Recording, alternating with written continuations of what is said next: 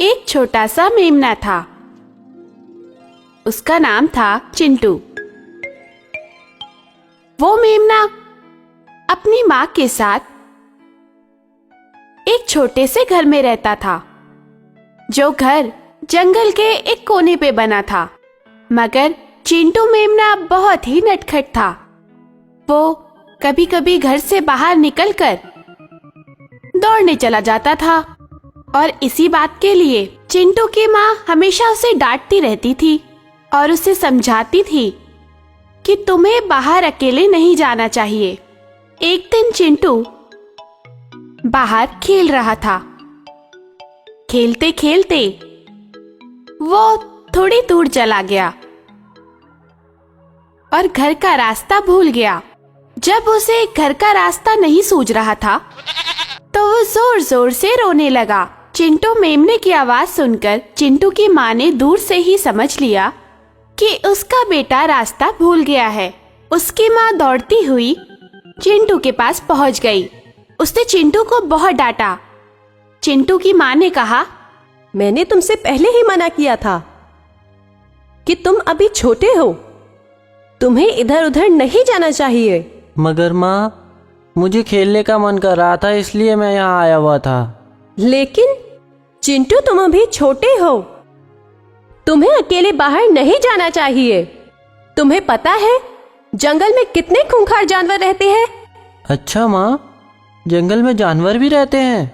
हाँ चिंटू, जंगल में बहुत खूंखार जानवर रहते हैं और वो तुम्हें अकेला देखकर तुम्हें मार सकते हैं। क्या माँ, क्या कह रही हैं आप? वो मुझे मार के खा जाएंगे? हाँ चिंटू, वो जानवर तुम्हें मार के खा सकते हैं। मैं इसीलिए मना करती हूँ कि तुम्हें जंगल में कभी भी अकेला नहीं निकलना चाहिए। ठीक है माँ, आज के बाद मैं कभी भी अकेले बाहर नहीं जाऊंगा। मैं जब भी जाऊंगा आपके साथ जाऊंगा। शाबाश मेरे बेटे, चलो अब घर चलते हैं, वरना हम लेट हो जाएंगे। ठीक है माँ। इस तरह से चिंटू मेमने की माँ चिंटू को समझाकर वापस घर ले आई। अगले दिन चिंटू की माँ को कहीं बाहर जाना था।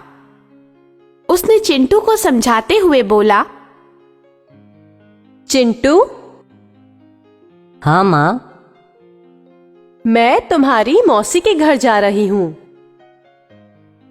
उधर से मैं तुम्हारी मौसी और तुम्हारी मौसी के 2 और बच्चे सब साथ में यहाँ आएंगे।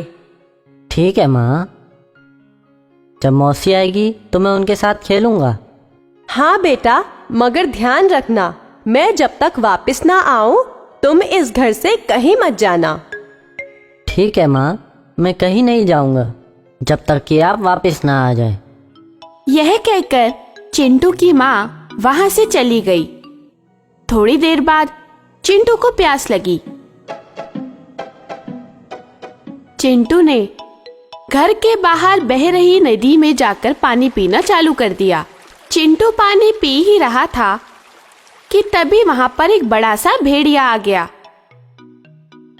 उसने बिना किसी बात के चिंटू से कहा, अरे चिंटू, तू नदी का पानी क्यों गंदा कर रहा है? नहीं भेड़िया मामा, मैं तो बस पानी पी रहा हूँ। मुझे प्यास लगी थी, इसीलिए मैं यहाँ आया हूँ। वो तो मुझे दिख रहा है, मगर तू पानी को क्यों गंदा कर रहा है? देख, तेरे पीने से पानी कितना गंदा हो रहा है।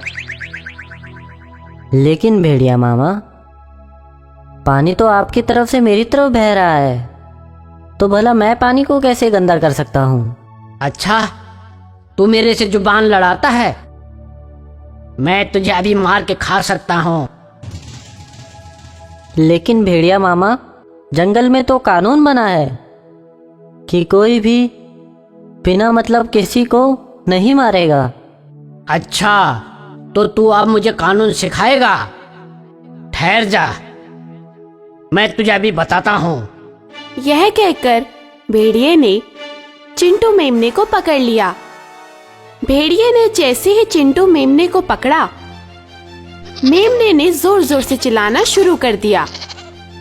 तब तक चिंटू मेमने की माँ, उसकी मौसी और उनके 2 बच्चे दूर से आते हुए दिख गए। उन्होंने देखा कि भेड़िए ने चिंटू को पकड़ रखा है। उन सभी ने मिलकर भेड़िए पे हमला कर दिया, जिससे घबराकर भेड़िया चिंटू को छोड़कर वहां से भाग गया। चिंटू की माँ पास में आई और चिंटू से पूछा, चिंटू, मैंने तुमको मना किया था तो तुम बाहर क्यों आए? माँ, आपको आने में लेट हो गई थी और मुझे प्यास लगी थी, इसलिए मैं बाहर आया था। अच्छा चलो, कोई बात नहीं। चलो हमारे साथ चलो, चलो घर चलते हैं। हाँ माँ। इसके बाद चिंटू अपनी माँ, अपनी मौसी और उनके 2 बच्चों के साथ अपने घर चला गया। अब वो अपनी माँ, मौसी और उनके 2 बच्चों के साथ रहता था। अब वो बाहर कभी अकेले आता भी नहीं था और अपनी मौसी के बच्चों के साथ खेलता रहता था, जिससे उसका मन लगा रहता था। बच्चों, आपको भी कभी अकेले अपने घर से बाहर नहीं जाना चाहिए। बाहर हर तरह के लोग रहते हैं, अच्छे भी और बुरे भी।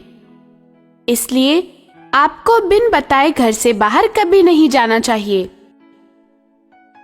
आपको जब भी बाहर जाना हो तो अपने माता पिता से जरूर पूछें और उन्हें साथ में लेकर ही बाहर जाएं, जब तक कि आप बड़े ना हो जाएं।